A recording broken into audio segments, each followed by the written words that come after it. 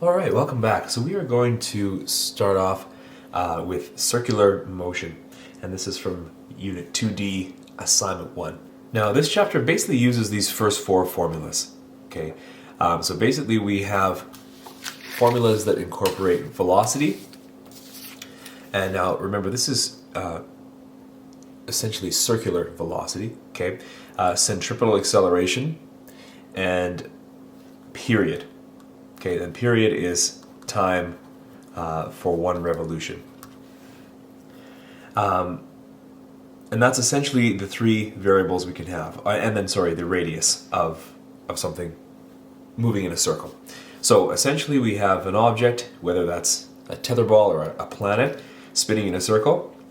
We have the radius, we have the time it takes for one revolution, and then there is some centripetal acceleration, which is essentially holding this object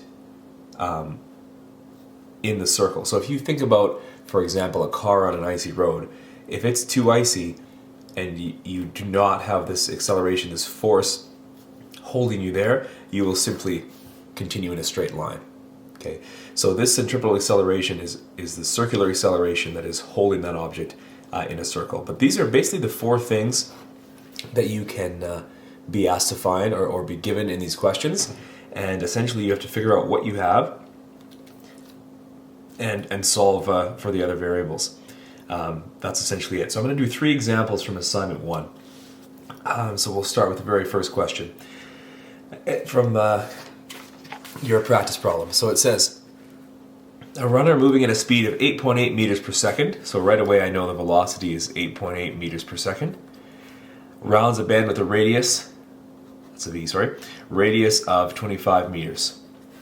Determine the centripetal acceleration of the runner. Alright, so we want to do a quick check for this entire unit that our units are in meters, seconds, and eventually kilograms when we get to some questions with mass. Okay, so units work out, and we simply look at the formula sheet, and we see the formula.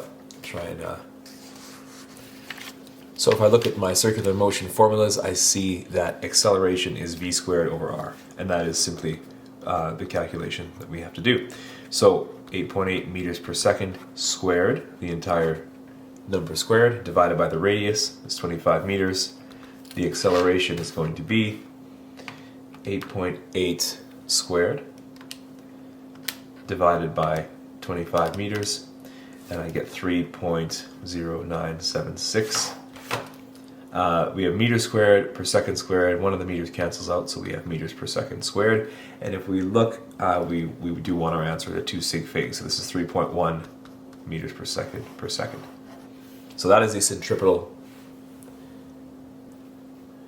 Sorry, I wanted to focus there. Our acceleration is 3.1 meters per second per second. That's the centripetal acceleration of this runner. Okay. So let's moving on. Let's try number 6. So it says a rubber stopper attached to the end of a string with a radius of 0.75 meters at 5 revolutions per second. Determine the stopper's velocity. So we're trying to find the velocity. We know that the radius is 0.75 meters. And the period is not given to us explicitly, but it sort of tells us it in a way we can figure it out. It is 5 revolutions in 1 second. And so basically we have to take the reciprocal of this. And why do we do that? Well, we're trying to figure out how long it takes for 1 revolution. So if I go 1 times 1 divided by 5, essentially you just take the reciprocal of this. So 1 divided by 5 gives me 0.2. So my period is 0.2 seconds. Period implies circular motion, okay? So I don't technically have to write per revolution, but that's what that means. Okay, so we're trying to find velocity. We have radius and period. So if I look here, I just need to use the first formula. So velocity is 2 pi r divided by period. Okay, so 2 pi times the radius of 0.75 meters divided by a period of 0.2 seconds, and I see I'm going to get meters per second, which is appropriate for velocity. So 2 times pi times 0.75 divided by 0.2 give me 23.56. To 2 sig figs would be 24 meters per second. And that's my velocity. Now this formula could be rearranged to find period, etc. You could also find acceleration with a similar formula. Alright, this formula is just subbing in this formula for v. Okay, we'll see if we can find a question to do like that.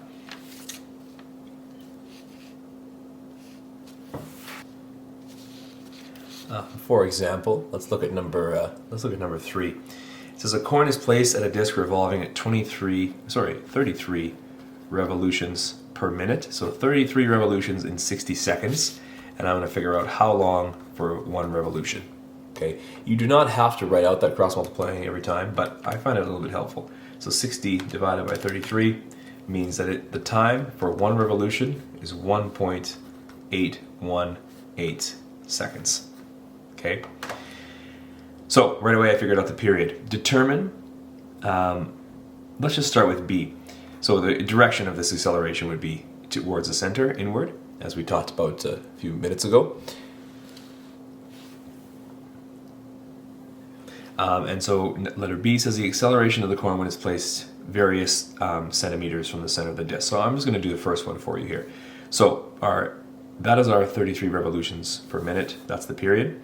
We're trying to find what is the acceleration when the coin is placed 5 centimeters.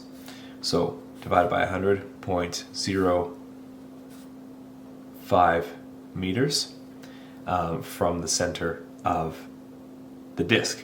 And so we want to find acceleration. Okay. Now I don't know velocity. I could find velocity by using my 2 pi r over t formula, but it doesn't ask for velocity, so we might as well just go directly to 4 pi squared times r divided by t squared.